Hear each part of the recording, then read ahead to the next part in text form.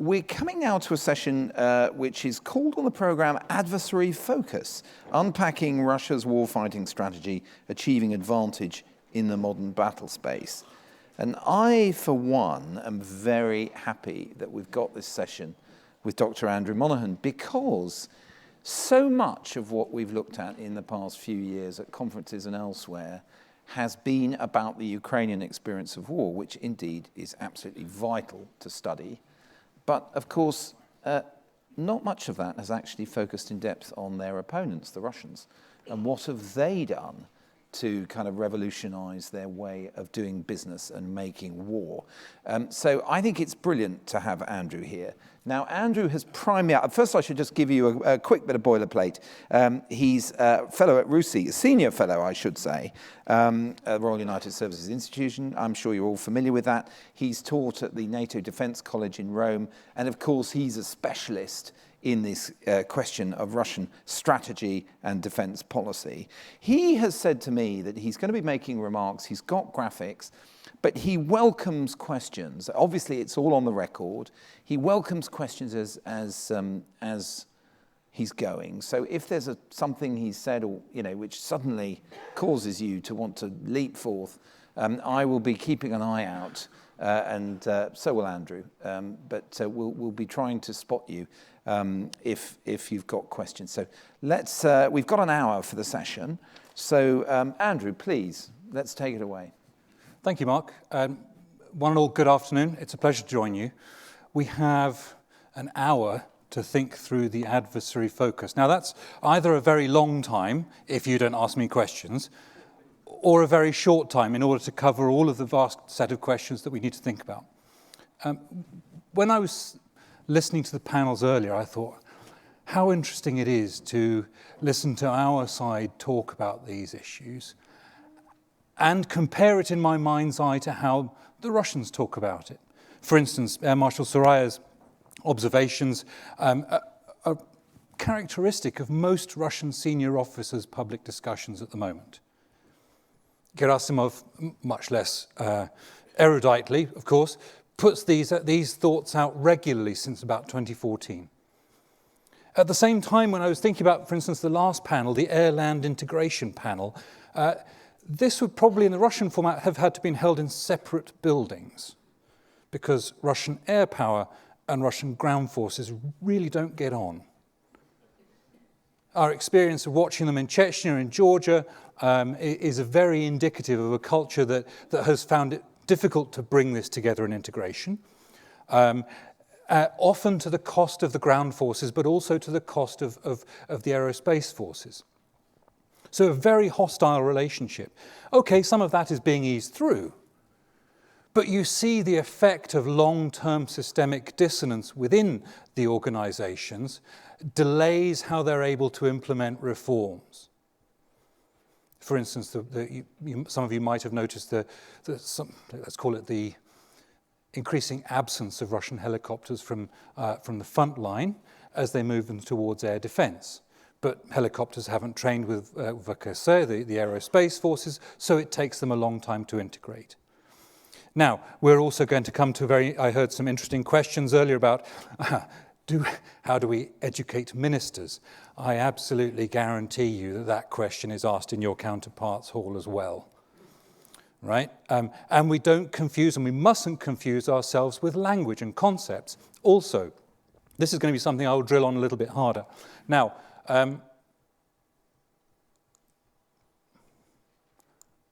this is where I want to take up our session. I want to focus on two main themes. And really the whole session I'm going to try and keep at the strategic level for two reasons. First, strategy is integration, and much of what I say at the strategic level filters down and is also interpretable at lower levels also. But second, when you're looking at the way the Russians do this, you're always looking at a top-down approach. Right, so you have to look at strategy. The two core themes are strategy and the battlespace and what this means to Moscow. For my own interest, I'll ask this as a rhetorical question. How many of you here speak or read Russian? Okay, a couple. Тогда отлично. Начинаем тогда, уважаемые товарищи офицеры. Why is strategy the right lens? Just to give you an indication of where we're going. Why is strategy the right lens? First, it's because I want you to be able to see we'll come back to this, what's universal and familiar to us, and the Americans and the Japanese and the Chinese and the Russians and for everyone, universal principles of strategy, and therefore what's distinctively Russian. We can choose that more, we can analyze that a little bit more clearly. But also it takes you into not just the what you see happening every day, but the processes, the how, and especially the who and the why. And I want to dig into this quite hard today so that you can see the processes underway. Within this, we'll look to shift Russian shifting cultures, again, so you can interpret Russian integration. And we look at contextualizing, therefore, Russian lesson learning from Ukraine and what that might mean for adaptation. Bless you. All of what we're doing today is shaping towards the future. The Russians have an agenda that we're going to look at. But here, this purpose, the second part, is to say not just strategy, but I want you to think in terms not of war, of battle space, but war space. Right? Because what we were talking about here is if you're thinking about combat between the United Kingdom and its allies and Russia, this is interpreted in Russia as a regional war, which means war, not operations.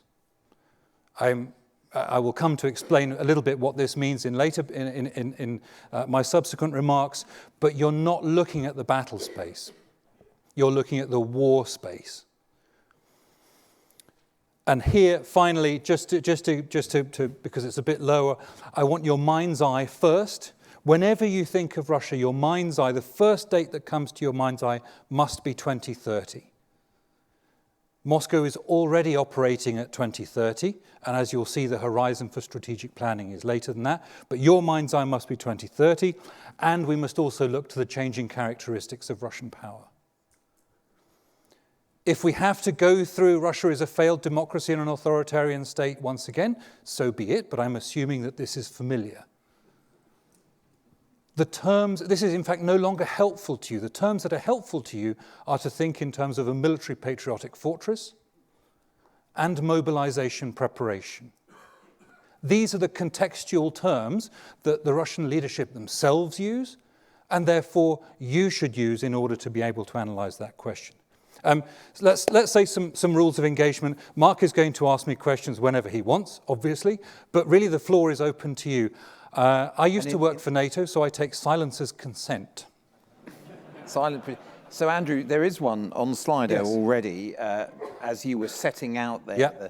the sort of higher way that policy is made. Given that you highlight the friction and challenges between Russian strategic cultures and hierarchies, how do you see the emergence of the data-driven battlefield? Does it have the possibility to reduce this? If I haven't answered that in the next 50 minutes, ask me again. But I'll float an idea out for you. Please be quite careful when you'll hear me repeat this throughout my remarks. Be quite careful when you're interpreting Russian debates. Debates are not synonymous with doctrine. So you will hear Yuri Boluyevsky, for instance, a former chief of general staff, talking about the digital battlefield. The war is never going to be the same. Fine. But General Boluyevsky is a retired general who is speaking publicly. This is not the same as the overall state's approach. Sure, digital is always there, but you're trying to make sure you have the right context for interpreting this debate. And doctrine is much more slow-moving and politically guided than the armed force discussion. So I want you to be very careful when we're thinking this through. By the time we leave, what is simply debate and what do we focus on? We have a bit of a technical, tactical focus at the moment. That's fine. But please don't forget all of what else is going on around it. How are they able to do this? What are the taskings? Who are the people? And what is the strategy that facilitates it? So digital, fine. Just be a bit cautious about how this frames into state policy. Again, I'm just going to underline here two parts since we're on the record, since we're clear. I want to keep in your mind's eye what is universally recognizable and what is distinctively Russian. The Russians, for the last 100 years, the modern era, have problems with command and control, logistics, and interoperability. Is this a universal problem or a distinctively Russian problem?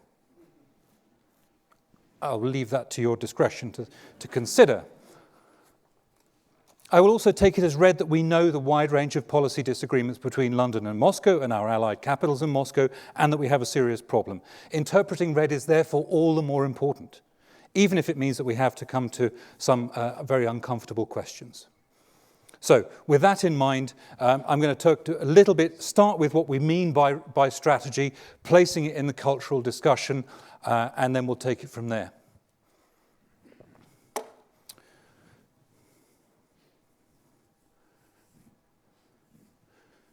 Just give you a moment to have a look through this, because it's very important that we clear this stage first. Everything else depends on this. The way Moscow frames its position, the way the armed forces are taking shape within that culture, relies on a number of these particular questions. A state decides the strategic approach. They make assumptions about the future, on which they shape and create plans, and they try to implement them. Your mind's eye, as I mentioned, is 2030. The Russian leadership is already making strategic planning horizons out to 2050. So there is a strategy for the development of the Navy to 2050, for instance. You could also look to energy security, economic security. Likewise, currently under debate is the state armaments program to 2036. So Moscow's horizon is out into the future. Second part is that the plans that they're talking about shape not only their priorities, but also the problems they face and the dilemmas that they face. Now, imagine this, the dilemmas of a state that has difficulties in multiple regions, north, south, east, and west. The difficulties of a state that has, through its own actions, but also through the actions of others, found itself engaged in a series of conflicts, both proxy and real. Please keep in mind the dilemmas of trying to shape power. Now, strategy, I'm going to say this very clearly and explicitly. Strategy is not only intent, it is implementation. And this does not matter which level you're looking at, but we have to start at the top. And the state is making every possible effort to implement its strategic agenda. 3 or 4 different points I'll just emphasize here. Shifting of the state architecture, the policy-making landscape, the organization of resources, material and spiritual. That doesn't simply mean the Russian Orthodox Church. That also means patriotism and education. And we'll come back to a little bit tasking and rotations. We often tend to focus on firings when someone's gone missing or been fired. My suggestion to you is that you're looking at taskings, because this will also help you to interpret cultural change, digital questions, how they overcome questions. All of this bear in mind, you have to also keep in mind that the strategic agenda faces numerous and persistent obstacles. Okay, keep the obstacles in mind throughout as well. I won't go through the opposition of uncontrolled events, you know all that. Resource constraints, very briefly, I don't need to tell you about corruption within Russia. I will emphasize that it's highlighted also by theft and waste in the system. This part is the bit I want also to focus on. I'll come back to it, but dysfunction within the system. So departmentalitis. Now imagine this. One ministry doesn't agree with another ministry and defends its own interests. One department also is seeking to extend its own interests and its resource base. Imagine this, hypothetical. The Russian leadership faces departmentalitis throughout the system. It faces federal, regional, and local level dysfunction, i.e. regional and local level don't tend to listen to the federal very often, and vice versa. And within the system, it has to deal constantly with irresponsibility and negligence. Is everyone happy with this? Because I'm going to riff off these ideas for the next 40 minutes. Any questions? I'm going to jump in. Oh, sorry. Yes, please. No, after you. Quick question. So, you talk plans and implementation, and going out to 2025. Yep. So, at some point, you are shifting your plan from one to another. How do you cope with that shift of the plan in this model if it varies quite a lot? Because it doesn't. I mean, forgive me, I don't mean it to be a glib answer. It's not a glib answer. I mean, for anyone who's interested, so a little bit of extra homework, if those of you are interested in Russia. In 1999-2000, Putin gave an series of interviews to Russian journalists. It's translated in English called First Person. This should be your first point of reference. And at the back of it, there's an article called the Millennium Article. This is a foundation stone for pretty much everything they've set out since. And the reason why you see the connection, the overlapping there between 2010, 2020, and 2035 is because there's remarkable persistence within the structure of what the state is trying to achieve. We'll come to some variations on that within the armed forces. For instance, the New Look reforms in 2008 didn't work, so they were unpicked from 2013, moving more towards a mobilization model again. But it's broadly within the strategic horizon that has been set out. So the short answer is it hasn't changed. The long answer, let's deal with that over wine later, because it's much longer. Okay. Andrew, one more question here. Thank you.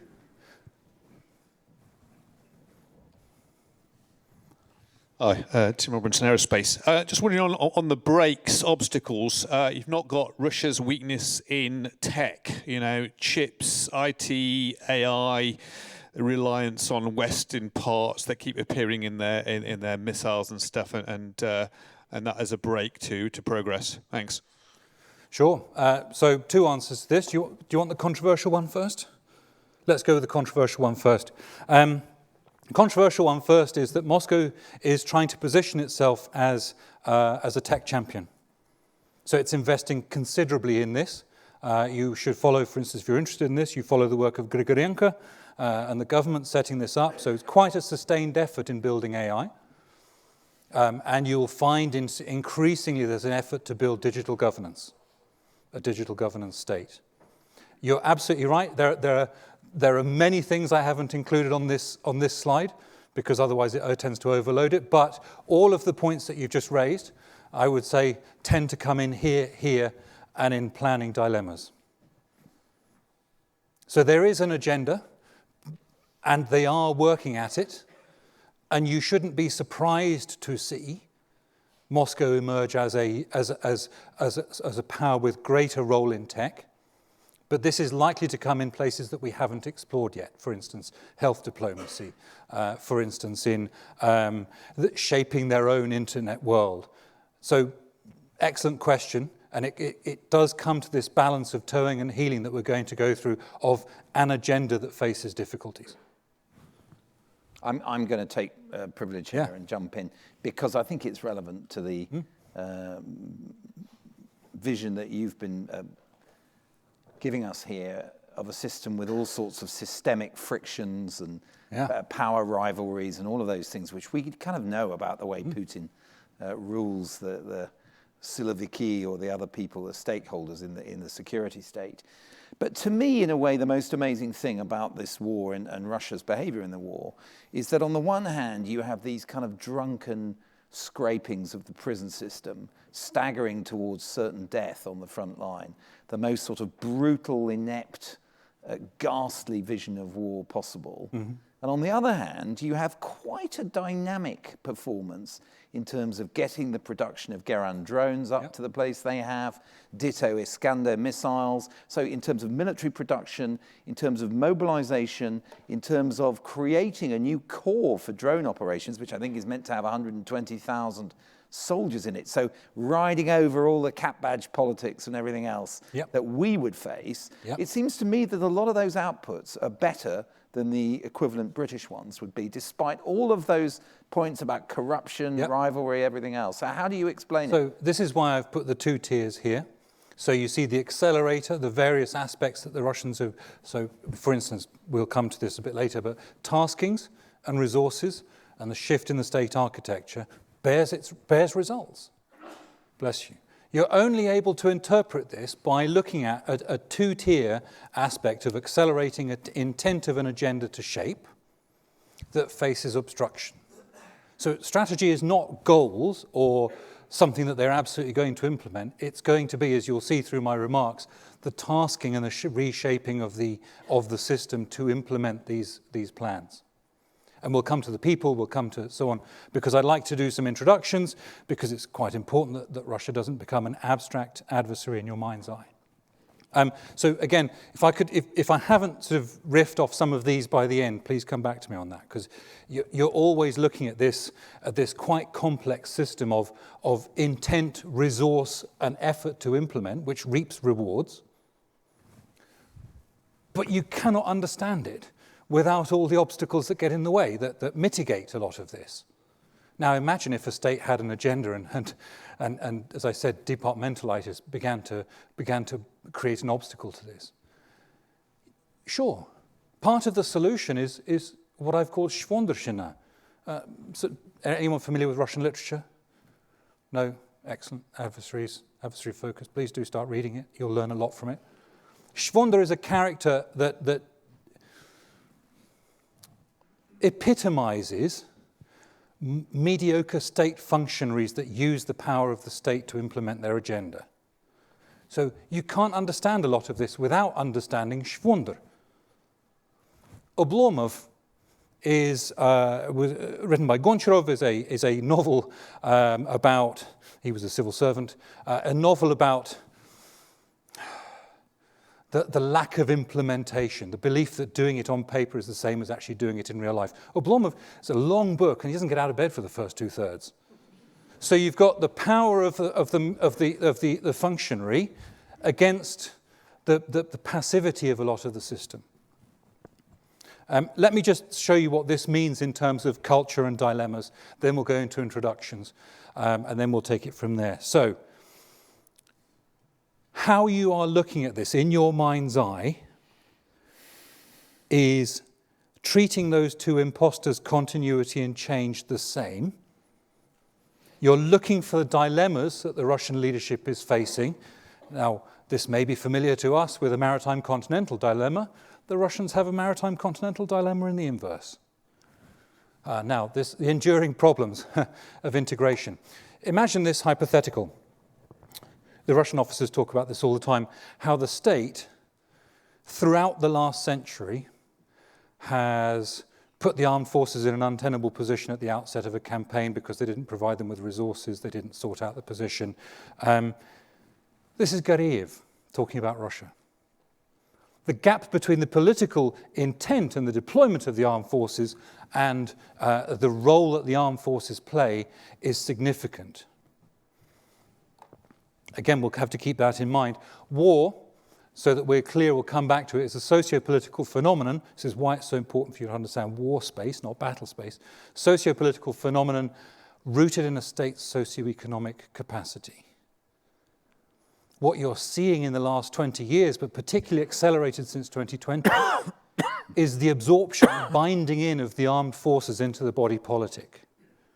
The reduction of the armed forces as an influential player in Russian strategy making about war, and the growth of the role of not only the security services, but the economic industrial complex.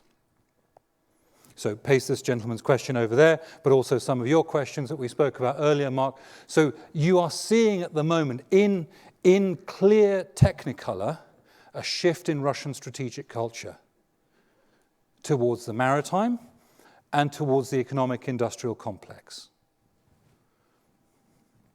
Now, what I'd like to do is to introduce you to some Russians without you having to lose your security clearance.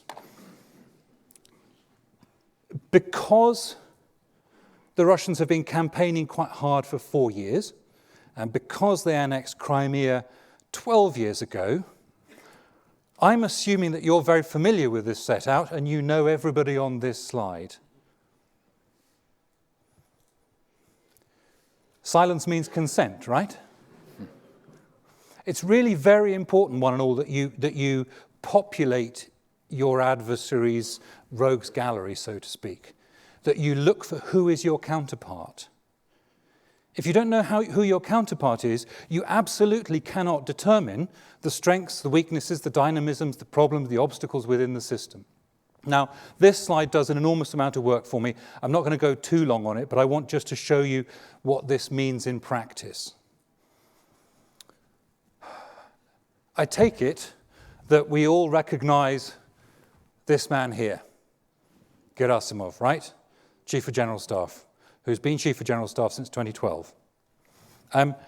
Just for the sake of interest, put your hands up who recognizes this man in the middle.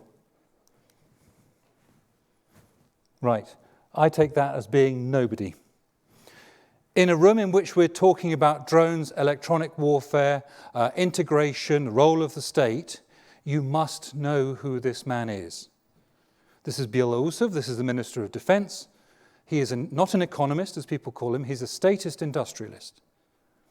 He believes in dirigism, and he is appointed, specifically tasked, to oversee the increase in funds going to the Ministry of Defense and to drive technological innovation. It is him who has channeled the instruction to build and organize hubs and centers like Rubicon. Okay, this is the civilianization of Russian war-making capacity. It's essential that you're not just looking at the armed forces, one and all, because you will miss the setup for the punch. I'm taking it as read, therefore, that you don't know who this man is. Denis Manturov, who effectively oversees the defense industrial complex. This is the man who travels far and wide to do deals, international deals, on a wide variety of defense and industrial questions, including drones. Speaking of which, this man down at the bottom, since we're talking drones, since we're at a conference like this is Yuri Vaganov. This is the man recently put forward to oversee the setup of uncrewed systems departments and units. I'm going to put this out here. He has no military training. He's joining the system because he is a private sector individual, let's call it private sector individual, who oversaw the development of FPVs. Now, as we know in the UK and our allies, civilian and uniform work very harmoniously within the ministries. This is not uniformly the case in Russia, right? So the establishment of these organizations will and does cause some friction. There are various, how can I put this, derogatory nicknames already for him. And there will therefore also be friction over resources. So you're watching the system adapt and the system try to change and evolve, and you're populating the system with your counterparts to see how this functions. Now, okay, there are various others here. Kuzavlyov, who's currently, who was in charge of overseeing the assault on Kupiansk, recently appointed General Sanchik, who has drawn the, I'll leave you to decide whether it's a long or short straw, of being the Deputy Defense Minister responsible for logistics. Nikolai Patrushev, who is overseeing the shift towards and the building of the state's maritime capacity. He is the one overseeing the Maritime Collegium that is involved in shipbuilding, which is also not just a means of drawing the Navy within the system, the industry, but also of trying to shape technological innovation. So you're not looking for... Yes, sir, please. Just a quick question. Yeah. The non-military additions to the stage. Yes. The timing-wise of the non-military additions to that page. Yeah. are they in advance of or in response to what they're seeing in Ukraine and the adoption of the sort of civil technologies into that sort of area?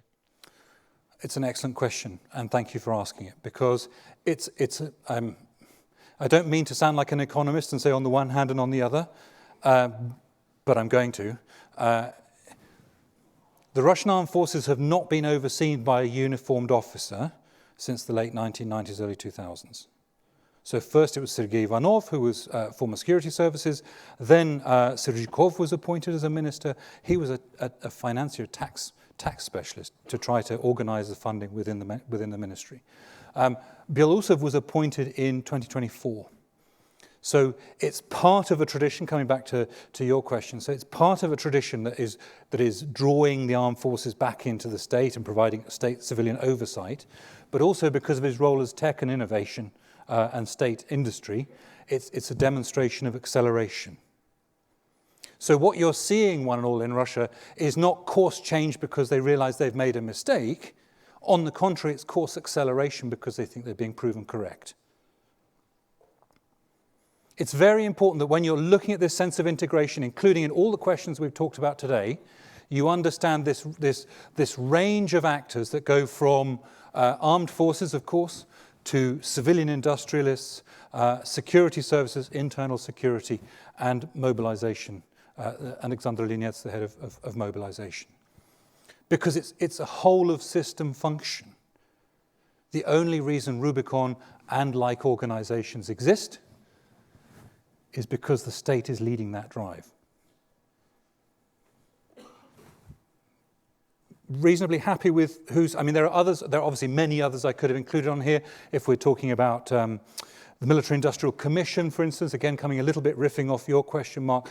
The Military Industrial Commission also looks into technological development. We could include General Tonkush Kurov, who for many years was overseeing mobilization preparation. He now is part of the Military Industrial Commission. So really sort of keep this in mind, that drawing of the armed forces into the system. Happy so far? I mean, I should have started. There's no good news here, one and all. There are no jokes. This is a fundamental problem.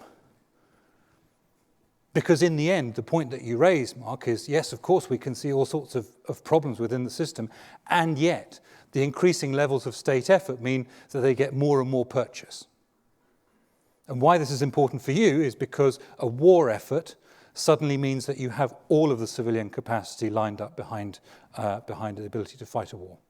Now, what these people are overseeing is as I say, the acceleration of of a shift in Russian strategic culture.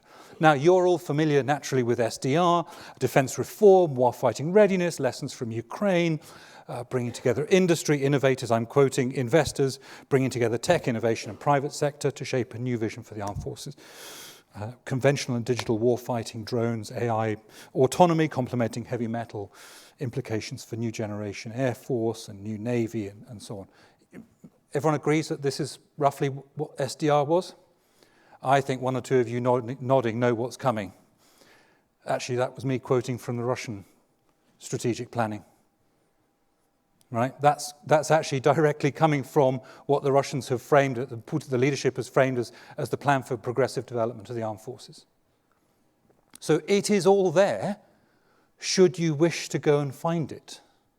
I know some of you I had a happy chance of meeting you again over lunch and over coffee. I know some of you are going into very interesting positions, some of you are already in them. Looking for who your counterpart is and then shaping them in this agenda, you will have a year or two's head start on everybody else, because the Russians are telegraphing where they think they're going. But, now here's also a question. Who said this? Everyone is for decisive and radical reform, until some issue touches their department. Right, hands up, was that a Brit? You've got wise to me already. Okay, fair enough. That was a Russian. Happily, it doesn't happen here. That being said, as I mentioned at the beginning in the obstacles, we have a variety of questions to this reform agenda. Departmentalitis, ведомственность in Russian, redirections and indecision, non-implementation, нерешительность, неисполнительность, and of course the Book of No. The Book of No also exists in Russian. Несвоевременность. It's a wonderful idea, Minister, or wonderful idea, General, but it's inopportune at the moment. Надувательство, the two-way fictions within the system. And sabotage, which in the 2015, 16, 17, the Russian government tried to reintroduce as a legislative term because the system was blocking its agenda. So again, like we had at the beginning, please bear in mind that accelerator and brake that we're working off. Now, we have about 25 minutes left, 23 minutes left. I want to take you into how you should think about and examine the implications of this for Russian warfighting. You can't do this bit without the former bit. This here is the cascading hierarchy of how the Russians think about and strategize war. And you have to interpret it as a hierarchy because the state makes the decisions. It is a top-down cascade. Sure, everyone in the Russian system, whether it's Svirchin or Sharpashnikov or Gariev or Gerasimov, all of these individuals, senior officers say this should be an interactive process. The fact of the matter is, state decides, it's implemented. So what you're looking for here, as you watch the Russian system take shape, is the government's decision, the leadership's decision, which is framed. Second part, военная политика, which is war politics, which is shaped in policy, военная доктрина, which is war doctrine, and then you come down to the parts here, военное дело, war affairs or war business, practice and theory and war science and so on, and right down at the bottom, forgive the chairs, военное искусство. When I was listening to your conversations earlier, which were very, very interesting, they are in военное искусство and to a degree военное дело. As you can understand from this hierarchy, that's very interesting and very good, but unless you understand doctrina, unless you understand state policy, it's free-floating without any root or anchor, and you will be surprised by what's happening subsequently. So you're looking here, we talk about adaptation, we talk about shifts, we talk about learning, Russian learning lessons. Some of you may even have heard the idea that the Russians do war theory in a sophisticated way. They have these new concepts, these generations of war, these new doctrines. Be very cautious about this. Because what you have is learning adaptation, which goes in here to a degree, but war science, since the end of the Cold War, Russian war theorizing has been in a very parlous state. Lack of investment, lack of coherence, all sorts of reasons which we can go into. That means that essentially what you're looking at is combat fixes in the armed forces. You're not looking at doctrinal shifts. And when you're exploring how the Russians are going to change, therefore, you need to interpret военная доктрина, military, political, and technical military, as being your guiding lights. I mentioned at the beginning with reference to Baluyevsky, it's very interesting to have some discussion, but until that's converted into doctrine, so you can talk about, well, the Russians are moving in this direction, moving in that direction. Yeah, the progressive development plan of which I've just spoken about is all about tanks, ships, aircraft, missiles, large numbers, firepower. We hear about the digital space. The time of the big battalions is over. If you read Baluyevsky, you might think, okay, fair enough. Baluyevsky thinks that the time of the big battalions is over. The time of the tank is over. If you read the state's procurement line and state's announcement, the time of the big battalions is over. The time of the divisions and combined armies is dawning. So it's very, very important that you understand the gap between this and that. I mean, look, millions of words in Russian have been written on this and probably thousands in English. This is not easy to distill to one slide. Questions, objections, disagreements. Silence is consent. Very good. Yes, please, sir. Yeah.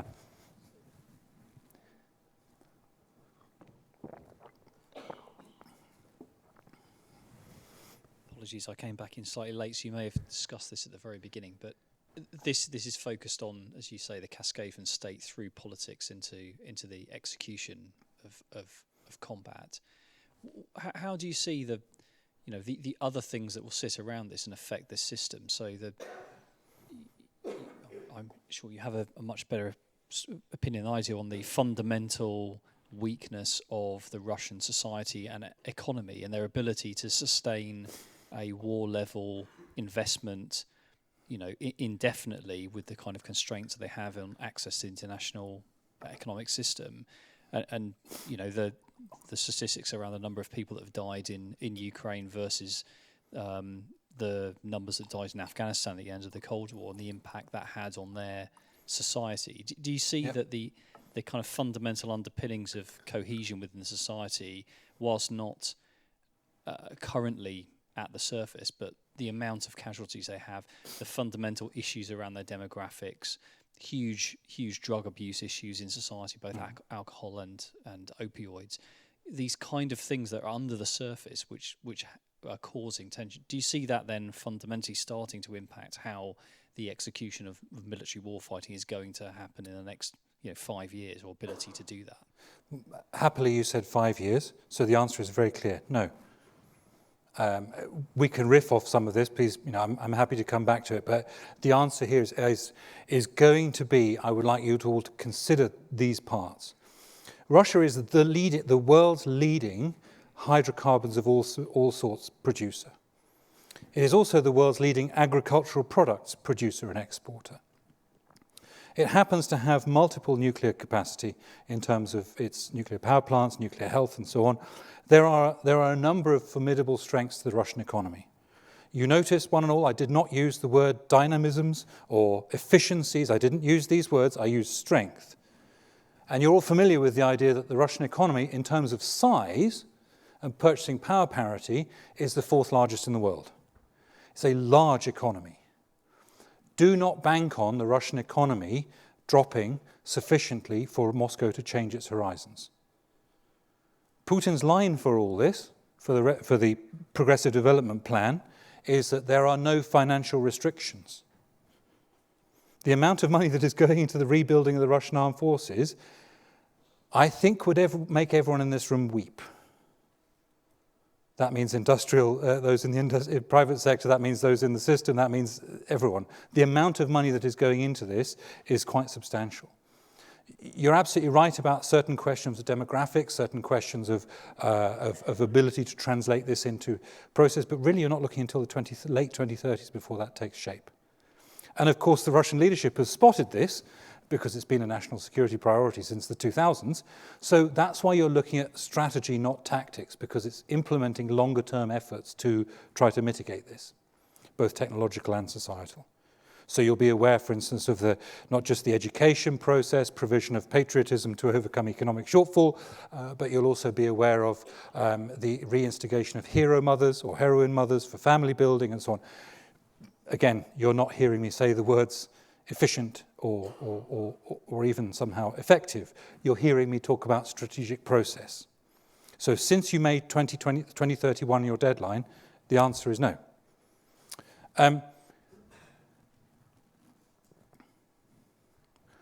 This is one of the slides I want you to take away in your mind's eye. The next two are shaping escalation level of state effort and where Moscow sees its possible scenarios. So we're really building towards what this means in practice for you and why this is war space, not battle space. So this is, I'll give you a moment to have a little look at that. This is a hierarchy or a graphic that delineates Russian state effort. I have not called it an escalation ladder, you note, because that would keep it too rigid. What it does is, on the far-hand side, you can see their official doctrinal interpretation of what war is. крупномасштабная, региональная, локальная, so large-scale, regional, local war. This grey line across the middle is what distinguishes essentially standing force efforts, operations, Chechnya, Georgia, Ukraine, bless you. And what goes above this grey line is everything that would involve a war with the United Kingdom or its allies. Now, over here, next to it, you have roughly how the senior Russian strategic leadership shapes its debate about what that escalation means, what gets targeted, how and when. Here you have what it has been in practice, so we can see the implications through historical example, and here are two of our scenarios, how we tend to think about war. Now, there are, beyond the point that I wanted to make about operations and war, you see that war, regional large scale, is characterized by mobilization. So it is a state-level activity. Mobilization of social and economic resources. I heard Clausewitz mentioned earlier and my heart fluttered. For those of you who don't speak Russian, the way to get into this is to go back to read your Clausewitz and not just the easy chapters 1 and 8. You have to go back to read your Clausewitz. War is a highly escalatory phenomenon. Highly escalatory phenomenon. So the main concern of the Russian armed forces is that something that begins as a very localized conflict escalates dynamically through the drawing in of other states and other great powers and alliances into that firefight. So this is why you see that line running all the way through to the top. 2 points that I want to draw out, because then we have 12 minutes to go. First, strategic capabilities are only brought in when it becomes a war, vojna. So really, you're actually looking at major strategic capacity at levels, what the Russians in this ranking would be 9 to 11. So when people think about Russian nuclear escalation, I want you to keep in mind this particular part. You'd have to see a mobilization first, because the Russian leadership is very, very concerned about the escalatory nature of nuclear firefights. The idea of a limited nuclear exchange is not something that features in the Russian discussion. And this is the distinction between reading what happens in the news and various well-known professors and so on, and how the state feels about it. Because rung 14 is where nuclear questions come in. A demonstration, no casualties. This is like drawing back the jacket and wiggling the gun around. The end of the known world happens at 17. Right? This is the Russians' own sources. This is by people who shaped Russian nuclear doctrine. The second part to this is that we are in many ways, because of the nature of the situation in Ukraine, we are somewhere between 1 and 4. But because of what's happening in Ukraine, we're actually at what the Russian leadership would see as roughly the beginnings of a large-scale war by proxy. So we are in a highly escalatory situation. The third part, which I'll mention now, is that there is no such thing as a limited Russian strike to attack the Baltic states. What there is World War III. Right? So there's not a short operation in Russian strategic planning. Against Moldova, you could consider this. This would work out in their categorizations. But the Baltic states would be understood to be taking the risk of assaulting an alliance that would lead to a regional war. That is how you should calibrate this. Not a limited brief strike to try to fragment the alliance. This is not how it works. And my final slide, actually I'll tell you what, no, this is kind of important for you to understand for the battle space. Because your battle space starts at 8. Actually, to be honest, your battle space probably starts at 7. Is everyone, I won't say is everyone happy with that because it's not the right term, but we're a British-speaking audience, so you understand what I mean. Yes, sir, please. So a two-pronged question. Firstly, going back to your previous slide, the top rung of that slide was around threat to the state. Yep. So it is your assertion through that most of the driving activity is because the Russian state feels under threat, so therefore they will respond to that threat, and therefore if that threat was backed off, they would back off, point one. And then the other side, the conversation earlier was around the sort of non-linearity and the complexity. How many of those levels on your scale could be operating at any one time in any one operation up and down that, for the complexity? Yeah. And so what for the UK? So what for the UK is that, let's take it forward to this one. I know you might not be able to see from there, but we can certainly discuss it later if it's easier. 1 to 3 are effectively happening already, underway, in our environment here within the alliance. In terms of European security, with the campaigning, the intensive campaigning in Ukraine, simultaneously we are here. So the answer to your question, is, the second question is yes, and many, and they do operate at similar times.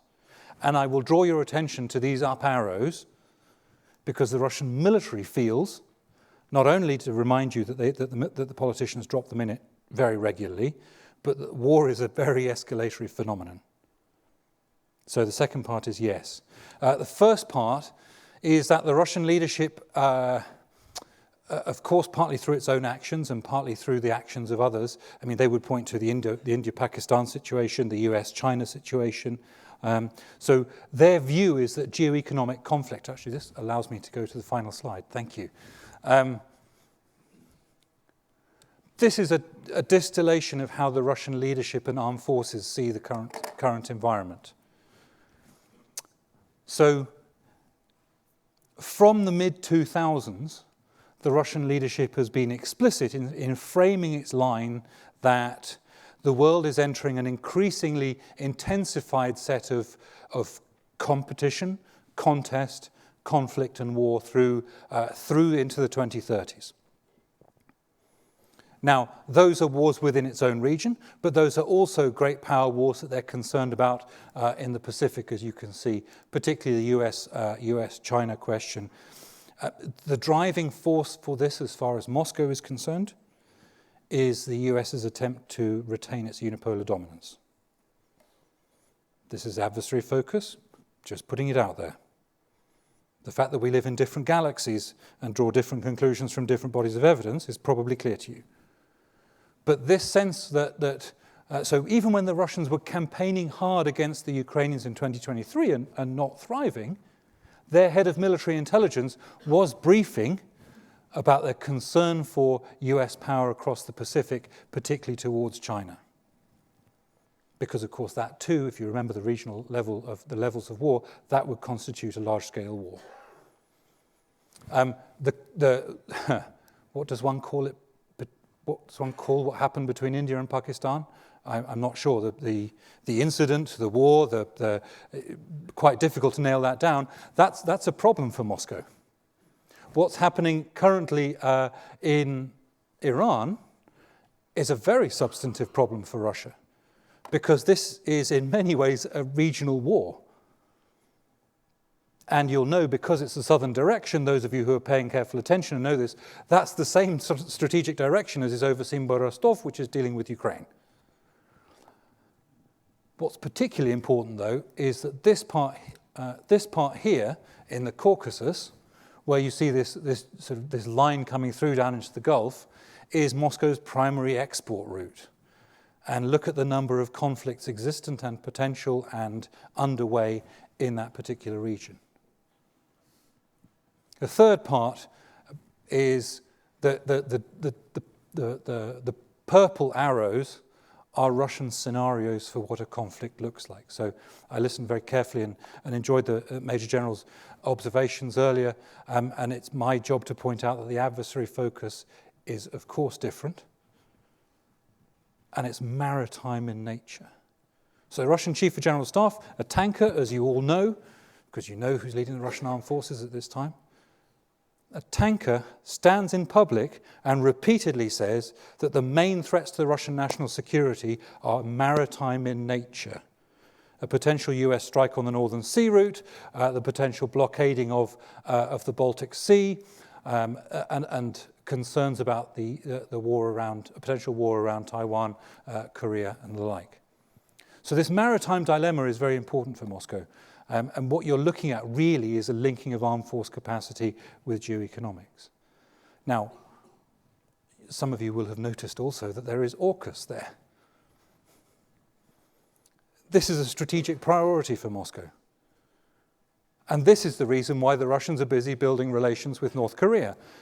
Not because of the artillery, although that's helpful, the ammunition, but because of look where Korea is. The peninsula is extremely important to Moscow.